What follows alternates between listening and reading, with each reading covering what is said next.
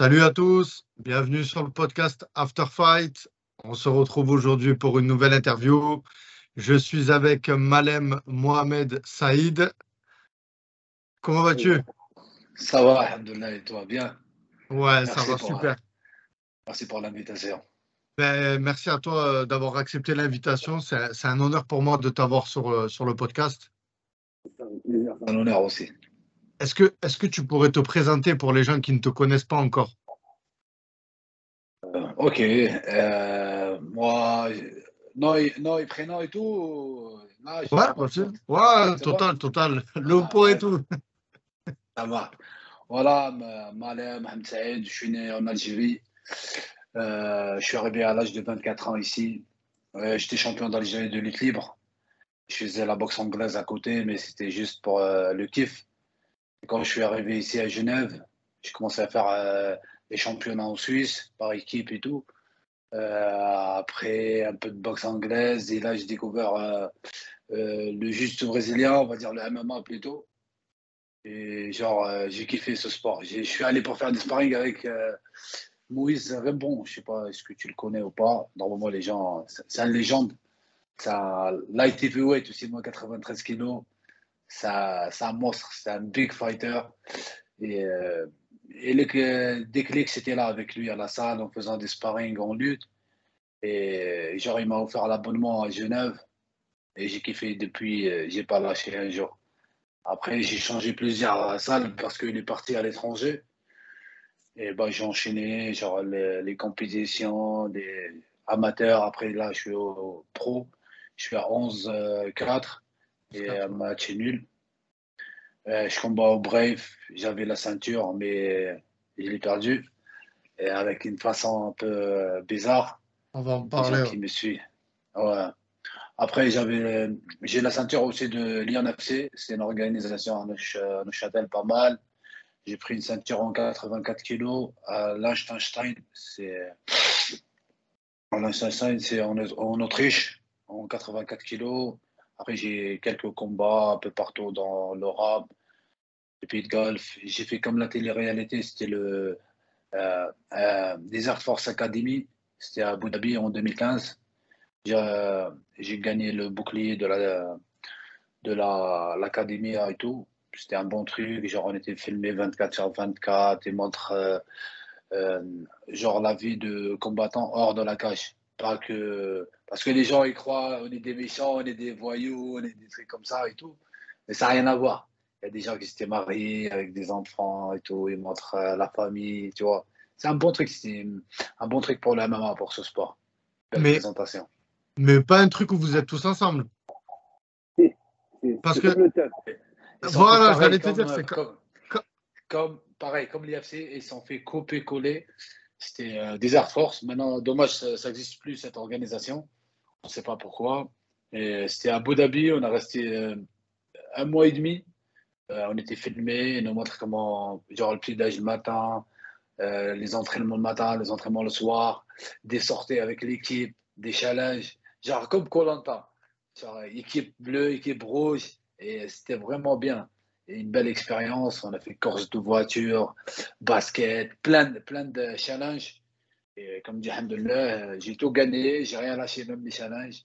Je suis arrivé au final, 2 victoires avant la finale. Et après, j'ai battu le gars à la décision unanime. Et j'ai gagné le bouclier de la mission. et toi, les arts martiaux, tu disais que tu as commencé par de la lutte et de la boxe anglaise.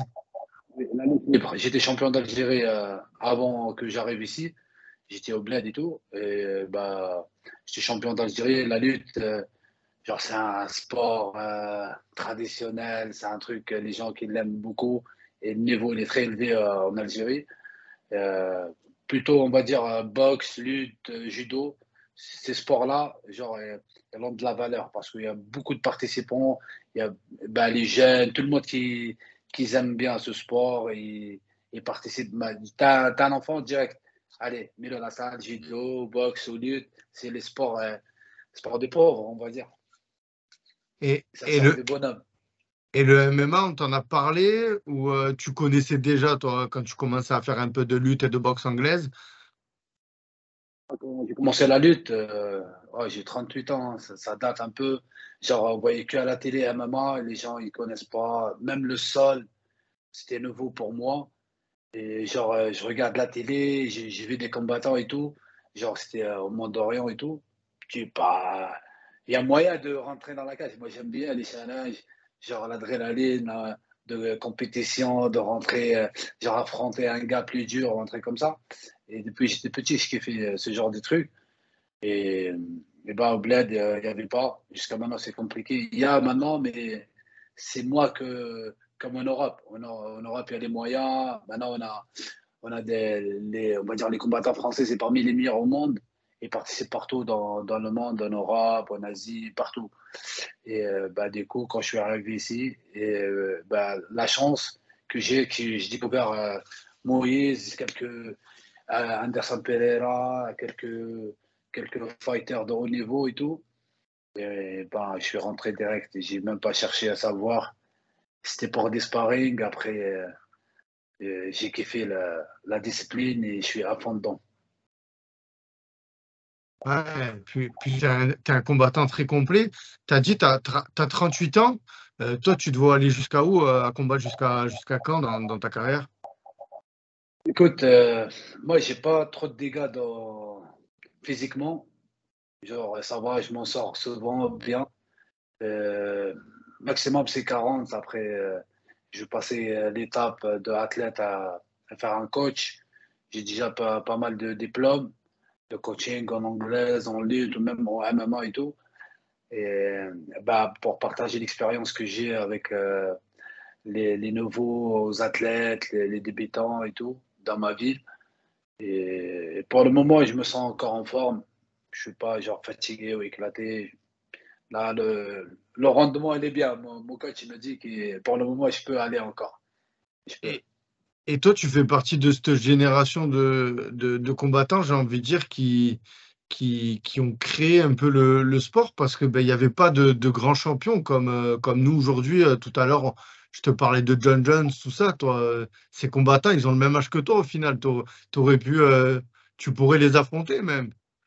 Est-ce que, En fait, la différence qu'on a ici, genre, eux, ils sont sur place. Ils sont aux États-Unis, tout ça, ils vivent là-bas. Genre, l'opportunité qu'il y a là-bas, tu le trouveras nulle part. Genre, l'accès à l'IFC, c'est facile pour eux. Et ici en Europe, pas que moi, il y a des combattants. Genre, il a 30 combats, je sais pas combien de victoires et tout ça. Il a pas eu l'occasion de rentrer à l'IFC, même pour faire le teuf ou faire comme ça. Et tu regardes maintenant des combattants à l'IFC qui combattent et tout, il a deux combats. Son record, il est 2-0, 3-0. Et là, il commence à. En fait, l'IFC maintenant, c'est devenu un business. C'est pas comme avant. Avant, il cherchait les meilleurs et tout ça. Maintenant, c'est un business. Il commence à mettre des catcheurs, je sais pas moi, ça va devenir comme la boxe, des youtubeurs et tout ça. C'est devenu un commerce. Mais dommage, parce que c'était trop dur pour les Européens à l'époque de débarquer comme ça et rentrer à l'IFC. Et c'était vraiment, il faut qu'ils fassent deux fois plus qu'un Américain pour qu'il rentre à l'IFC. et toi, bon, aujourd'hui, tu es au Brave, c'est quand même une grosse organisation, le Brave. En plus, tu as réussi quand même à avoir la ceinture. Est-ce que c'était un objectif pour toi d'aller à l'UFC? Tu aurais aimé combattre là-bas ou aujourd'hui, je veux dire, tu aurais pu très bien aller au Bellator Écoute, je vais pas te mentir, c'est le rêve de tous les combattants. Je crois, je pense, il n'y a pas un combattant qui kiffe pas de mettre les pieds à l'IFC. Et moi, c'était mon rêve, je vais pas te mentir. Mais le Brave, déjà, comme je t'ai dit, moi, c'est étape par étape. Avant que je combattais ici en Europe, c'est un peu galère.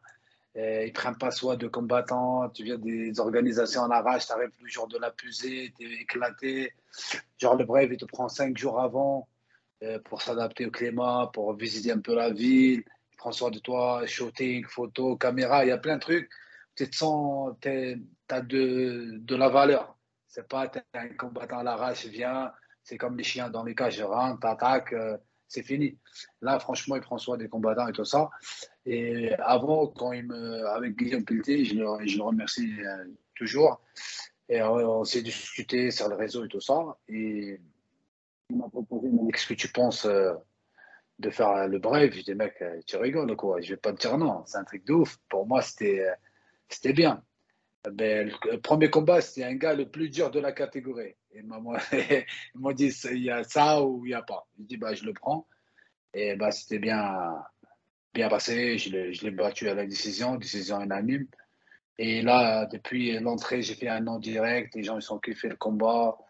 Genre, j'ai des followers, j'ai plein de fans et tout. Bah, ils me soutenaient tout le temps jusqu'à maintenant. Et bah, j'ai enchaîné les victoires. Et après, j'ai demandé la ceinture et tout. Après la troisième victoire, si je ne me trompe pas, j'ai mis un KO au premier round.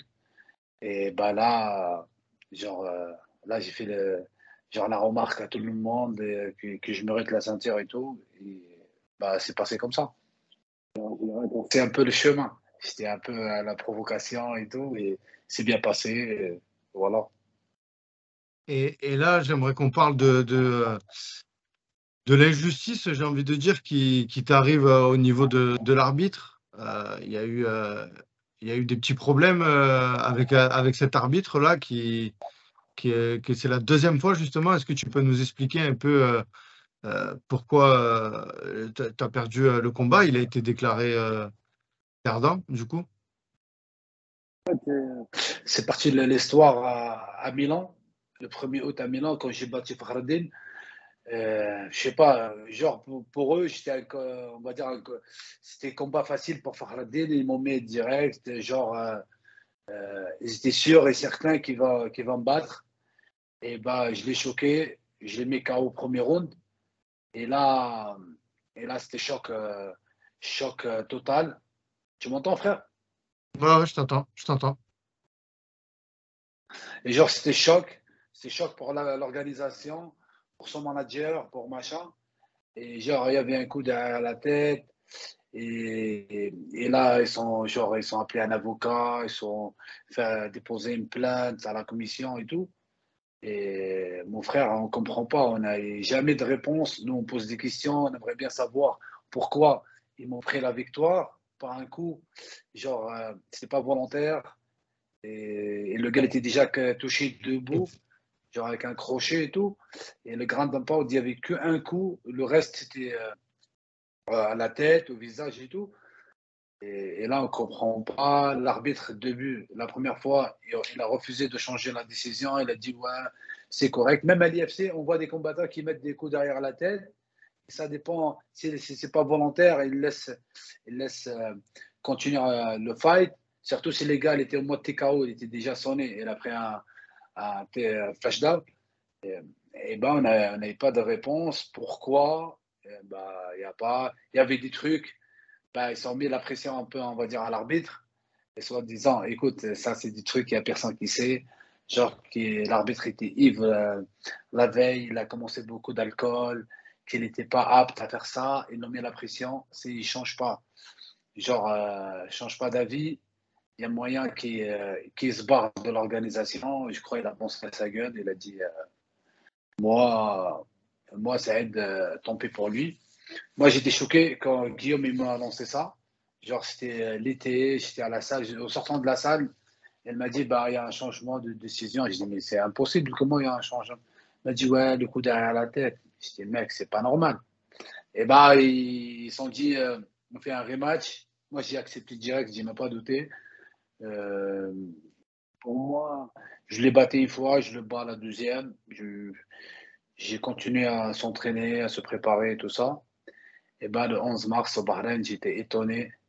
Genre, ils m'ont montré plusieurs visages, même l'organisation. Même l'organisation, c'est pas que l'adversaire et son staff. Genre, ils m'ont montré qu'ils veulent tous ma mort, ils veulent tous que je perds. Il y avait trop de, genre, des gestes, des manières. Et moi, tu vois, comme on dit, j'ai resté professionnel. J'ai fait genre semblant. Il y a des phases que je fais genre que je comprends pas. On a fait conférence de presse. Genre, ils ont essayé de pas m'intimider, mais faire des trucs, des questions bizarres, des trucs. Moi, j'ai dit, écoute, j'ai rien à dire. Moi, tout ce que j'ai à dire, c'est dans la cage. Ici, j'ai pas envie de parler ou raconter ma life. Ça se passe dans la cage. Il va voir comme je l'ai fait à Milan, ça sera pareil, même pire. Et bah, c'était le cas, on est rentré. Malgré, il y avait, comme je t'ai dit, avant la pesée, les trucs, il y avait plein de trucs, mais genre, j'étais focus. L'objectif, c'était le battre, le mettre KO parce qu'à la décision, c'est mort. J'ai senti la pépite et tout. Premier round, une droite, il tombe. J'enchaîne le grand pound et là, je vois l'arbitre qui met. Déjà, en entrant à la cage, quand j'ai vu l'arbitre, j'étais choqué. Genre, parce qu'ils l'ont critiqué, ils l'ont dit qu'il n'était pas bon, il n'était pas apte, c'est pas un bon arbitre et tout ça. Et Et ils d'un le coup, je remettent. le vois, ils le remettent. Genre, il a fait l'erreur contre moi et le même adversaire, Fakhreddin. Il y avait trois autres qui étaient bons. Des Européens de haut niveau. Il y avait, je crois, un Tchèque. Et bah, mec, les arbitres, étaient balèzes ce jour-là. Et ben pourquoi tu mets le même arbitre en sachant, on a vu des vidéos que mon adversaire, il l'insultait dans les vestiaires. Genre, il le parle mal, genre, fuck you, je sais pas quoi, la décision, il m'a frappé. Déjà, mon adversaire, il a intimidé l'arbitre, il est plus crédible. Genre, il lui parle mal, nanana. Et on rentre à la cage, quand je l'ai vu, j'étais étonné. Genre, merde, tu fais quoi, toi?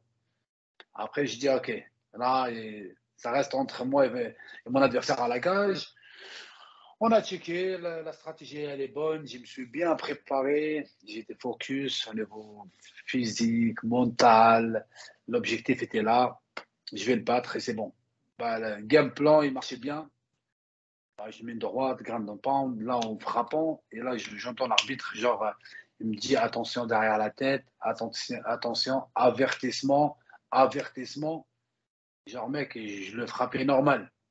Et là, genre, j'ai baissé un peu, plus presque. Il a réussi à revenir dans le combat. Il se relève. On a changé des coups.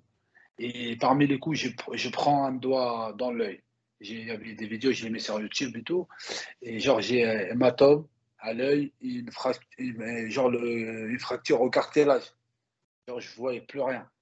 Et comme on était dans le combat, j'ai attaqué les jambes, je ne voyais plus rien, je suis rentré dans les jambes. Il a pris genre une guillotine, mais ça ne marchait pas. On a resté un petit moment au sol, on se relève, on change des coups. Et là, en reculant, je ne vois plus rien. Genre, je vois deux personnes en face. Et au plus, plus je bouge, c'était comme un marteau piqueur qui me frappe à l'œil. Pop, pop, pop, pop, pop. Et mec, j'ai continué, fini le round en faisant comme un sac de boxe. Il a découvert que je ne voyais pas parce que j'étais en train de gratter l'œil. Et je boxe même pas, je fais rien du tout. Je monte, juste, j'étais mobile, mais je fais rien de plus, tu vois. Et ben, il a enchaîné. Et deuxième round, on a rentré, c'était la même chose. Et j'ai demandé au médecin que je vois plus rien. Ça, il s'en fout complètement. Il m'a mis de la vaseline, genre la vaseline. J'ai dit, je vois rien. Je parlais avec moi, mon coin, je voyais rien. Il m'a dit, essayez de rester un peu mobile. Peut-être que ça revient. C'est comme on prend un doigt. Et le problème, le coup, il était puissant. Genre, avec le pouce ouvert, il a rentré dans l'œil, il m'a fait ma dent et tout. Et je vois. C'est impossible de revenir. J'ai fait des scanners et tout plus tard. Et bah, c'est arrivé. Qu'est-ce qui s'est arrivé? Je tombe par terre, je prends sa jambe. Et là, il m'enchaîne les coups derrière la tête. Il était à genoux, genre face à face. Et il voit tout.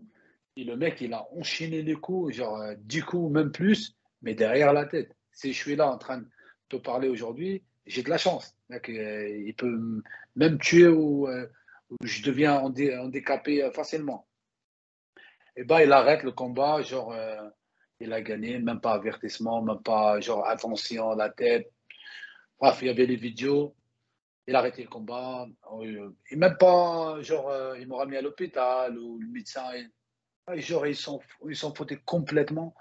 Et c'est ça qui m'a touché après, genre, tu combats pour la ceinture, tu étais comme une star, où le jour que tu perds, où il t'arrive un truc, genre, il ne te calcule pas. J'ai vu tout le monde, c'était autour de lui, il les félicite et tout. C'est pas grave, je vais dans les vestiaires et tout. Je demande le médecin, il me dit, il n'y a pas de médecin, t'as rien, je sais pas quoi. Bah, il y a un gars, une personne, franchement, il m'a aidé. Il m'a aidé. Je suis allé à l'hôpital et là, j'ai fait les scanners. Et là, ils m'ont dit qu'il y a un truc grave dans mon œil. Genre, ils veulent même pas me laisser rentrer en Europe. Ouais, j'ai compris que tu vois, je suis plus le bienvenu là-bas. Surtout quand j'ai affronté on va dire leur poulain et tout ça. C'était chaud pour moi. À dire, il n'y a pas mieux que chez moi, je vais rentrer, il y a tout ce qu'il faut en France. Je suis allé voir les médecins, aller à l'hôpital, faire des scanners, faire plein de trucs. Et comme on dit, alhamdoulilah, c'est bon, je suis revenu en bonne forme et tout. Mais le truc, c'était incroyable, mais vrai. On a déposé une plainte. On a, c'est mon manager Guillaume qui a fait tout le taf. Et ben, on a envoyé des photos, l'avis de médecin, les échographies, des scanners, plein de trucs. Et ben, la commission, après 2 mois de retard, normalement, ça dure un mois, 6 semaines. Là, je crois, on a reçu dans presque 8 semaines ou un truc comme ça, plus que 2 mois. Plus que 2 mois. Et ben, ils disent qu'il y avait des coups derrière la tête. C'est pas illégal, mais on ne change pas de décision. Et le problème, on a posé des questions. Pourquoi vous ne changez pas Ils sont dit, genre, par message, hein, pas par la feuille, que soi-disant, j'étais en train de bouger. Et quand on voit la vidéo, que j'étais genre, je bouge même pas. Ni la tête, ni le corps, rien du tout. Il n'y a rien qui bouge. Et genre, on ne change pas et on s'en fout. On s'en bat les reins, on va dire. Mais ils ne veulent pas changer. La commission, elle a dit qu'il y a 2 coups derrière la tête. Il y avait plus, hein. Il y a plus que 2 coups. Mais ils sont dit il y a deux. Il y a deux. C'est pas légal, mais on ne change pas de décision. Et là, on a envoyé des mails, des messages, des Guillaume, et on ne sait pas pourquoi ils ne changent pas de décision. C'est ça le problème. Et du coup, il y a plein de réponses, il y a plein de machins. On appelle, on envoie des mails, des textos et tout ça, on n'a aucune réponse. Et c'est ça qui est choquant. C'est dommage, hein. Le sport de haut niveau, on voit des trucs pareils. Là, ouais. Parce que, Ouais, vas-y. je vais te couper, le Vas-y. combat d'avant, il s'appelle Silva, je ne sais pas comment, ils sont combattus pour la ceinture, et lui, il arrivait presque à la même chose. Le gars, il a pris le dos, et il commence à le frapper derrière la tête. Il y avait 2 coups. 2 coups, l'autre était conscient et tout. L'arbitre, c'était un autre. Et c'est intervenu et tout ça. Il a arrêté le combat. Il a dit il y a 2 coups derrière la tête. 2 coups derrière la tête. Ils ont fait match nul. Il n'y a pas de vainqueur. Et ben, le directeur de Brave, il monte, il prend la ceinture et il la donne à un gars, je crois, un Daghestan ou un Kazakh ou un truc comme ça. Il lui donne la ceinture, genre, c'est toi le champion. Genre, est-ce que la décision de l'arbitre, elle est plus valable? Est-ce qu'il fait comme il veut? C'est son organisation. Mec, l'arbitre, devant tout le monde, il lève les 2 mains. Genre, match nul, il n'y a pas de vainqueur. Toi, tu montes devant tout le monde, tu lui donnes la ceinture. Et, mec, à un moment donné, arrête, Ouais. je sais pas, moi, c'est pas un jeu, hein. C'est organisation 5e mondiale. Tout le monde qui regarde qu'est-ce qui se passe, il regarde les combats, il cherche des combattants dedans. Tu montes, tu fais un truc pareil, genre tu t'en fous de le monde entier. Genre, c'est chez moi, je fais comme je veux. Et là, mec, on a compris que déjà c'est mort. J'ai dit à Guillaume, je crois que c'est mort, ils vont pas changer. Il m'a dit, j'ai des pressentiments parce que le truc, la commission, c'est international, ça n'a rien à voir avec l'organisation. On a des preuves, on a les vidéos, on a les photos. J'avais même envoyé des photos que j'étais coupé derrière la tête. Et mec, la commission, elle a fait son travail. Elle a dit qu'il y a 2 coups derrière la tête. Et après, l'organisation, ils ne veulent pas changer la décision. Genre, on s'en fout. Et ça fait mal au cœur. Ouais, j'allais te demander comment toi, tu te sens vis-à-vis de cette décision. Puis, comme le Brest, j'imagine que c'est une organisation où tu te sentais bien. Est-ce que je sais pas s'il te reste des combats dans ton contrat. Est-ce Ouais, que tu as envie de il me continuer reste. à combattre au Brave En fait, malgré ça? écoute, le truc là, j'ai envie de partir. J'ai envie de partir parce que c'est malhonnête et c'est pas juste. Tu te sens qu'ils ont fait un truc de ouf quand même. C'est pas un truc où tu fermes les yeux. Après, moi, je suis encore sous contrat avec eux. Il me reste 2 combats. Et, je ne sais pas quoi faire. Je parlais avec mon manager et tout. Il m'a dit laisse-moi un peu de temps. Laisse-moi un peu de temps, on va réfléchir, on va prendre une décision. Il m'a dit que genre ça arrange tout le monde. Mec, en fait, nous on a tout fait pour que ça soit la justice faite. Et eux, ils s'en foutent. Ils s'en foutent. Moi, j'ai peur que ça va m'arriver encore une fois. Genre, ça m'a déjà arrivé. Je m'habitue. J'arrive là-bas, je vais les voir tous, en train de me dire How are you, champion, faire leur semblant. Et je sais qu'ils étaient tous contre moi. Ils veulent tous ma mort. Et là, tu vois, il y a un truc qui colle pas, tu vois. Avant, j'étais comme une star pour eux. Et le jour où j'ai affronté un gars de leur team, et là, maintenant, il habite à Dubaï. Et ben, ils m'ont montré les vrais visages et c'est choquant. Et je sais pas quoi faire si je reste. Moi, s'ils m'appellent dans un mois, je suis chaud pour combattre. Et, apparemment, mon adversaire, il va changer de catégorie. C'est des malins, ils veulent pas pour qu'ils m'affrontent encore. Parce que, comme je t'ai dit, j'ai beaucoup de followers. Les gens, ils n'étaient pas contents de la décision. Et Yes. genre, ils ont mis trop de pression au Brave, à mon adversaire même. Lui, il a dit, ouais, moi, je fais une rematch, la belle, comme on appelle. Et bah, du coup, là, j'ai pris qui va changer de catégorie, il descend en 84 kilos, il reste plus au 93. Et c'est dommage. Genre, ils vont le faire fuir en indirect. Genre, il va combattre en 84, comme ça, il me laisse traîner encore un peu de temps. Après, moi, je suis chaud pour tout le monde, hein. Moi, j'ai pas de problème. Moi, je m'entraîne. Et quand il faut y aller, je vais, il n'y a pas de problème. Et justement, ton œil, ça va, tout ça au niveau de la santé? Ça va, tout va bien. J'ai repris, là, on va dire, ça fait une semaine, parce que je suis parti en vacances. J'ai resté 2 semaines au bled, ou même 18 jours. Et c'était chaud là-bas, on va dire, la plage. Je suis allé dans les salles, mais ils ne me laissent pas m'entraîner comme je voulais. C'est plus, ils posent des questions. Alors, tu vas faire le rematch, il faut que tu le massacres. Et genre, j'ai pas pu m'entraîner.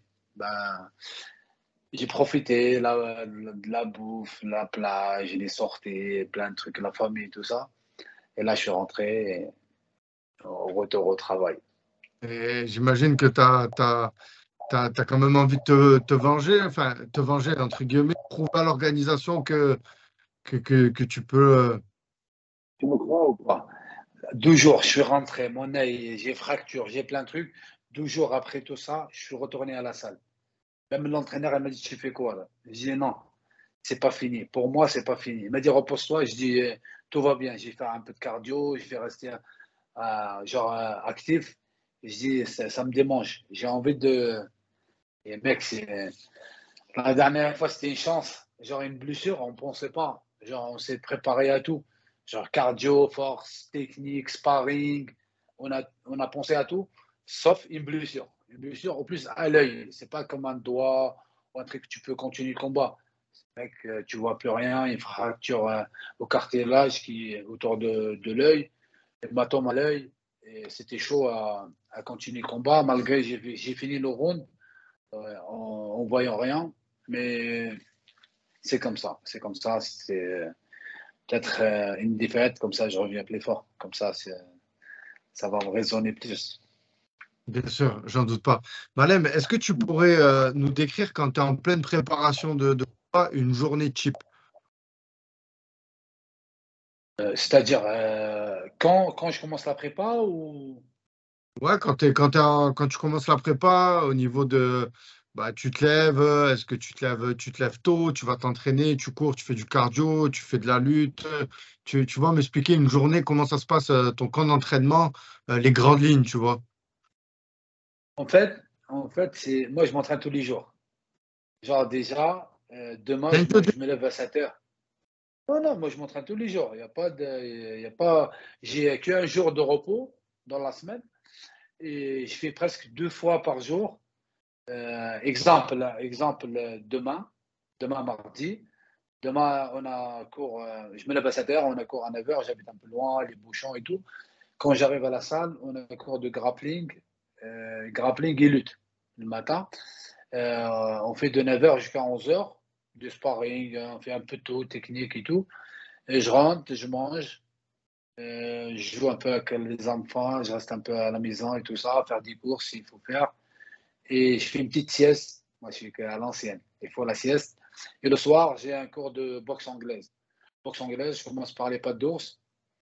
Je fais, on va dire, entre 50 minutes et 40 et 1 heure. Et après, je finis avec les sparring en anglaise. Et ensuite, après-demain, sparring MMA, le soir, juste au brésilien. C'est en fait tous les jours. Et ça, c'est pas genre la préparation.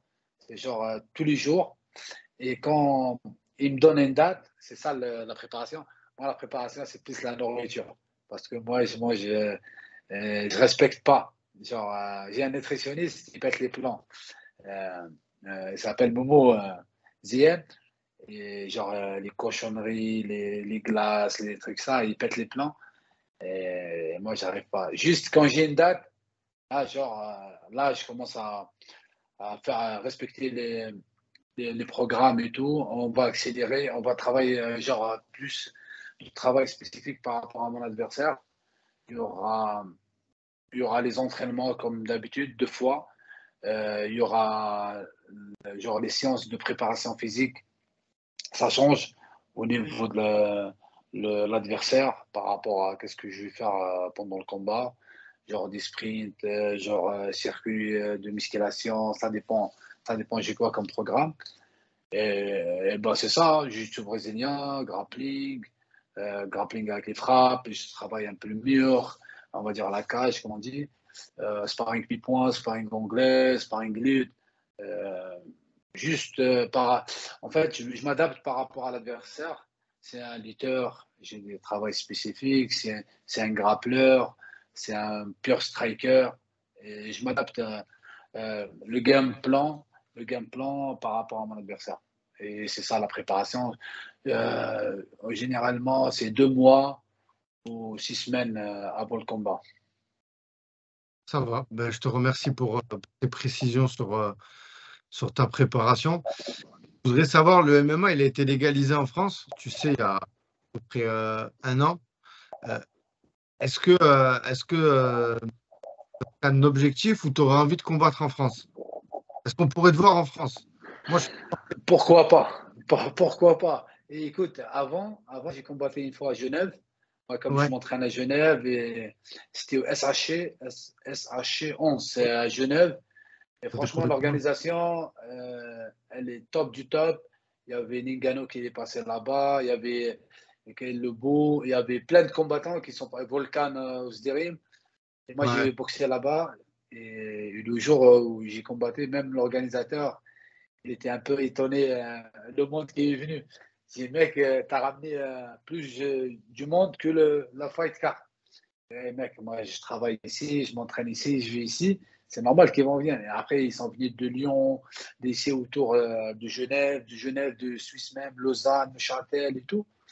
Et ben, quand je suis rentré, c'était ça, il y avait le feu dans les gradins et tout. Et les supporters, c'était à fond avec les drapeaux de l'Algérie et tout ça. Ils ont mis l'ambiance. Et ben, il m'a dit, ouais, mec, je veux que tu combattes tout le temps dans mon organisation et tout. Après, j'ai signé, je suis allé, après, j'ai boxé à Neuchâtel, et après au Portugal, à Porto. Et après, j'ai signé direct avec le Brave, et depuis, j'ai pas boxé en Europe. Et pourquoi pas, c'est une proposition où mon manager, il voit que c'est mieux pour moi de boxer en France. J'aimerais bien. J'aimerais bien débarquer avec les fans, parce que je crois qu'il y aura beaucoup de monde là, si je combats en France. Il y a beaucoup de gens qui veulent me voir combattre ici, on va dire, à domicile. bien sûr. Et, et un combattant, est-ce que tu aurais aimé affronter un combattant, toute organisation? Moi, je suis capable d'affronter n'importe qui. Juste, il me donne une date, il me laisse un peu de temps de se préparer. Et Ouais, moi, je suis chaud. Hein. J'ai pas de problème pour adversaire. Ou genre, je suis fan. Avant, à l'époque, quand j'étais jeune, j'étais fan de Velasquez. Je sais pas si tu te rappelles ou pas. bien Maintenant, sûr. euh, avant, j'étais fan de lui. Genre, il n'était pas trop musclé, il n'était pas machin, mais il avait un style de striking, il lutte. Le mec, c'était une machine de guerre. Et j'étais fan de lui. Après, il est parti, tu vois, on est tous fans de Khabib. Hein. On aime tout Khabib. En fait, par rapport au style, moi, je faisais la lutte quand j'étais jeune. Je suis plus attiré pour les grappleurs que les strikers, malgré que j'aime bien des strikers et tout. Mais ce côté-là, ça me touche plus. Je suis trop fan des grappleurs.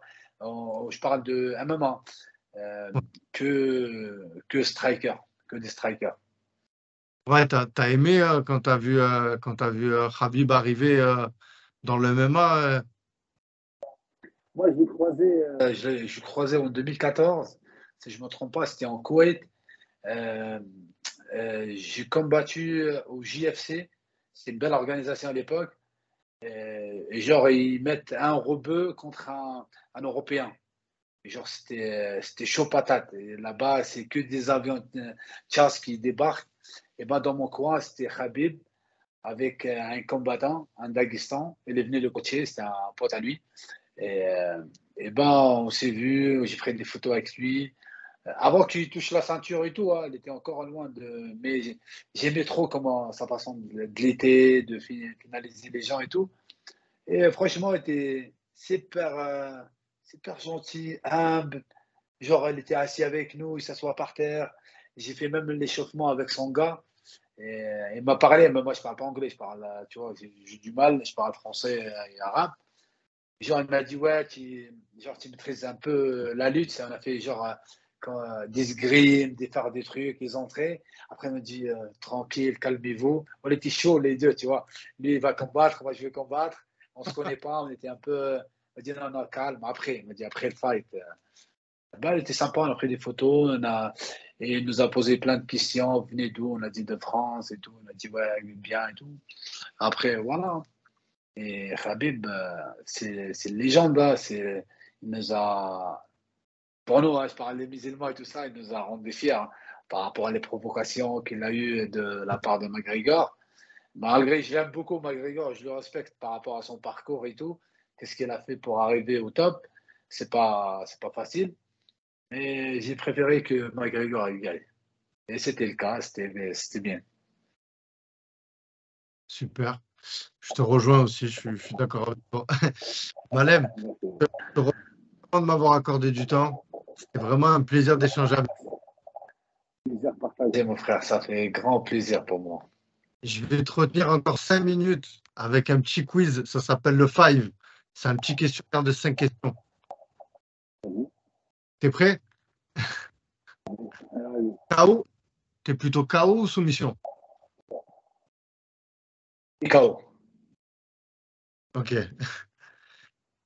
Tu préfères combattre en France ou en Algérie, si tu avais le choix? C'est un rêve là-bas, c'est un rêve. Pour moi, c'est un rêve. Beaucoup, j'ai trop de demandes. Hein. J'ai trop de demandes. Les gens me disent, ouais, pourquoi tu fais pas un combat ici? Et si je combats là-bas, mon gars, t'as ma parole, juste de chez moi, il y a minimum 1000 personnes qui viennent. 1000, pas 200, 300. Et t'as ma parole. Je dis, Je te crois. là, quand je marche dans la rue, je peux plus marcher. Genre, pour eux, c'est une source d'inspiration. Les gens, ils m'aiment trop. Ils me voient comme un modèle, comme un exemple. Parce que moi, avant que d'arriver jusqu'à là, et en fait, il y avait une histoire. Moi, j'ai pris champion d'Algérie. Ils m'ont viré de la sélection. Il m'a dit, genre, je viens d'une ville, c'est les quartiers chauds. Genre, comme les beaux lieux à Paris, ou un truc comme ça. Et bah, ils m'ont dit qu'on ne veut pas des gens de ce quartier-là qui rentrent dans l'équipe nationale. Et genre, l'histoire, elle a fait le buzz. Je suis passé à la télé, j'ai fait plein de trucs. Et là, après, je voyageais ici. Bah, je commence à gagner des titres en grappling, en boxe. J'ai fait même la boxe anglaise, hein. J'ai fait des compètes et tout. Et genre, pour eux, j'étais comme un Un exemple. champion de tous les temps. Ouais, un exemple. C'était un truc de ouf. Et là, si je le dis que je combats au bled, il faut réserver le 5 juillet pour, pour combattre. Hein. Il faut le stade de foot. Hein. Tu préfères la lutte ou la boxe anglaise? Euh, Je sais pas, mec. Moi, je suis amoureux de la lutte parce que depuis que j'étais petit, je kiffe la lutte. C'est mon sport. Et la boxe, genre, j'ai la même sensation. Genre, quand je suis fatigué en lutte, genre, j'ai un arme, c'est la boxe anglaise. Je deviens une autre personne avec les déplacements, les coups, les trucs. Et c'est la même cas quand je suis en mode boxe. Et genre, l'adversaire, elle est plus fort que moi ou j'arrive pas. Genre, j'ai besoin un peu de lutte, de coller le gars, le faire tomber, tout ça. Pour moi, c'est les mêmes, les deux. Pour moi, je kiffe les deux. J'ai pas de préférence. Non, je crois les deux. J'adore les deux. Si tu n'avais pas été combattant, quel métier t'aurais été? T'aurais fait.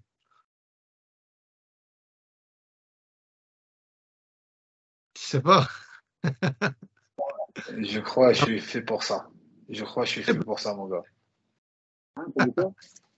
J'ai dit peut-être dans la sécurité. Ouais, mais je fais la sécurité, je travaille. Moi, je charbonne à côté. Moi, je travaille, je fais beaucoup de sécurité, je suis tout le temps debout. C'est ça qui, des fois, il me dérange dans la préparation. J'ai des heures, je travaille la nuit, tout ça le week-end. C'est compliqué J'ai pour vu. moi. Ouais, franchement, ça m'aide pas beaucoup. Tu vois, comme ici à un moment, y a pas, on vit pas avec ce sport. Genre, c'est que tu combats, tu touches un peu d'argent. Et le reste de l'année, tu t'entraînes, tu prends du produit, d'équipement, le gasoil, le trajet, tu as une famille à côté. Genre, on s'en sort pas. C'est rare. Il y a un sur 1000 combattants qui s'en sortent de ce sport. Mais dommage, hein. Et, bah, je fais la sécurité à côté, mais à part ça, j'aurais aimé de pas travailler, de faire que ça, comme on va dire aux États-Unis, comme les jeunes maintenant et tout ça. Et voilà, c'est le destin. J'ai une famille, des enfants, je suis obligé de charbonner à côté pour équilibrer la famille, le sport.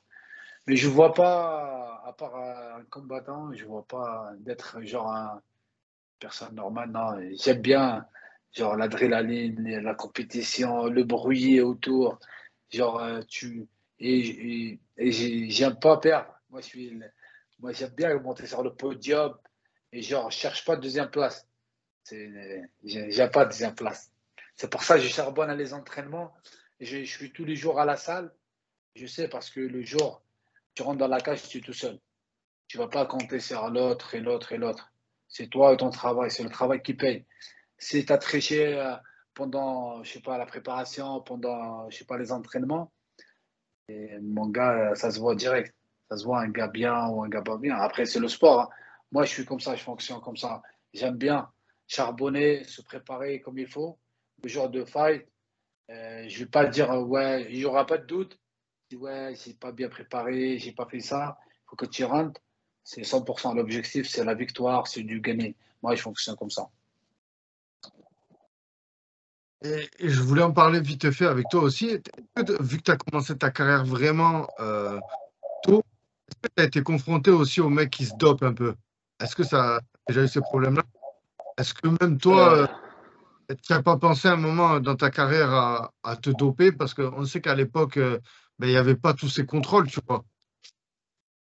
Même maintenant, il n'y a pas beaucoup de contrôle, ça dépend des organisations.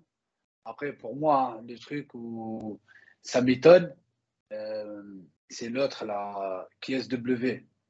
Moi, j'ai vu des gens, mec, c'est pas normal. C'est de ma catégorie, mais ça se voit. Tu mets Ouais, un mec de ma catégorie, le mec, il fait peur.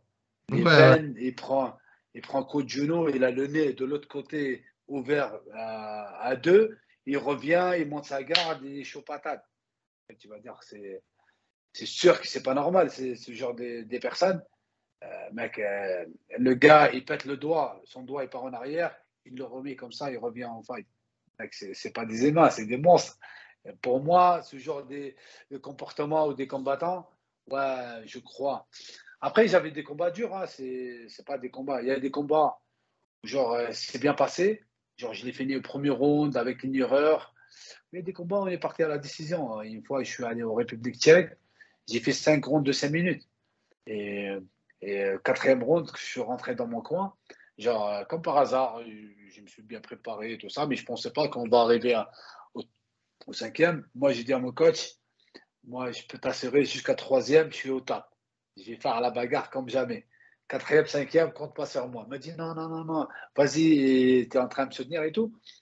Et ben, c'était le cas. Quand on est 4e round, je rentre dans je retourne dans mon coin. Et mon coach, il me dit alors, Saïd, tu es fatigué? J'ai chopé un fou rire. J'étais en train de rigoler. Je dis il n'y a rien qui fonctionne à l'intérieur. Je dis je suis mort. Même l'air, il ne passe pas. Après, j'ai fini. C'était chaud le combat. Genre, il y avait des rounds pour moi et des rounds pour lui. Et ben, on sait quand tu combats chez l'adversaire, chez l'organisateur, c'est mort de gagner à la décision. S'il n'y a pas de KO, il n'y a pas de finalisation, oublie la décision, c'est mort. Et justement, tu parles de cardio, de 5x5. Tu as dû avoir une admiration quand tu as vu le combat Francis Ngannou contre Cyril Gane. Des poids lourds arriver à faire un 5. Déjà, tu as regardé. Voilà. Ouais, bien sûr. Je regardais là, j'étais au travail. J'ai mis sur l'application et tout ça, je regardais au téléphone. Franchement, j'étais étonné de leur présentation. C'est vraiment de top du top. J'y pense. En plus, on voit il n'y a que Daniel Cormier et Jean Jons qui étaient chauds comme ça. Sinon, le reste, au bout de 3e, ils sont éclatés, les coups, ils font mal. Tu vois les combattants qui baissent les bras, ils prennent un peu leur souffle. Cyril et Francis, c'est des monstres. C'est pas des aimants, c'est des machines de guerre. Mec, c'est à deux. Moi, j'ai jamais vu un combat pareil. Genre, de la qualité. Hein. C'est des combats on va dire, de la haute gamme. C'était propre. Genre, au niveau striking, genre le game plan, stratégie, changement de stratégie. Et franchement, c'était parfait. Il n'y a pas de. Il n'y a pas d'erreur, il n'y a pas de truc au hasard. Genre, c'était la bagarre, ou je sais pas, c'était fatigué, ou il faut n'importe quoi. Genre, c'était tout calculé. Striking, comme le grappling, comme le sol, c'était propre. Pour moi, c'était le combat de l'année. Les deux là. Euh, Après, dommage qu'ils s'est affronté. Genre, ils s'entraînaient ensemble et tout ça. C'était comme des sparring partenaires. Après, c'est ça le monde de MMA et le sport, c'est ça. Mais franchement, c'était chapeau pour les deux. Pour Francis comme pour Cyril, là, ils ont fait, je t'ai dit, combat de l'année. Merci d'avoir mis un petit mot sur ce combat. Et dernière question, ton repas préféré Ouais. C'est un truc, genre on appelle ça cherchoucha. Je ne sais pas ce que vous connaissez. C'est genre des pâtes, ils les coupent des petits morceaux, genre comme la galette, comme le pain, des petits morceaux avec une sauce. Il y a des cuisses de poulet, il y en a qui les font avec la viande. Et ça, genre, tu manges ça, tu vas faire la sieste direct, tu vas t'allonger. C'est un repas traditionnel. Et franchement, il y a des piments en haut. Et même la présentation de ce plat, c'est vraiment. On fait ça pendant les fêtes, pendant un truc. C'est pas un repas de tous les jours. Mais moi, c'est mon plat préféré, cherchera.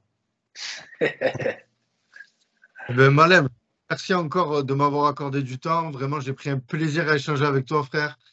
J'espère vraiment qu'on va te revoir très bientôt dans la cage. J'espère qu'aussi Inch'Allah, comme on dit. ça ira au mieux pour toi vis-à-vis des problèmes que tu as eus. Vraiment, je te souhaite que, comme on dit, la roue, elle tourne. Voilà. C'est vrai, voilà. C'est gentil de ta part, merci beaucoup. Et j'espère qu'on se voit encore une fois pour discuter un peu. C'était un plaisir, franchement. Avec grand plaisir et on parlera de ta prochaine victoire. J'en suis sûr, frère. Inch'Allah, comme on dit. Inch'Allah, mon À frère. très Allez, à bientôt, Inch'Allah. Salam alaikum. Ciao, ciao.